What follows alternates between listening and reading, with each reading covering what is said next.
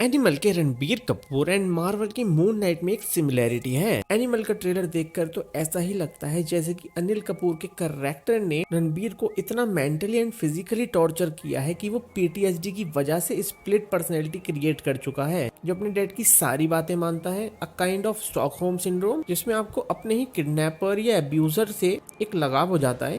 अब यही same moon night की सीरीज में हुआ था, जहां पर हमें ये पता चला था कि स्टीव ग्रांट एक सॉफ्ट पर्सनैलिटी थी मार्क स्पेक्टर की, जो अपनी ही अब्यूजर मॉम को अच्छा सोचने में लगा था, जैसा कि हमने देखा था पूरी सीरीज में। वैसे ही यहाँ पर रणबीर कपूर अपने ही डैड की इतनी अब्यूज झेलने के बाद भी उन्हें चाहता है। अब स्टॉकहोम सिंड्रोम में ऐसा क्यों होता है वो तो मुझे पता नहीं, अगर आपको पता है तो कमेंट्स में बता दो।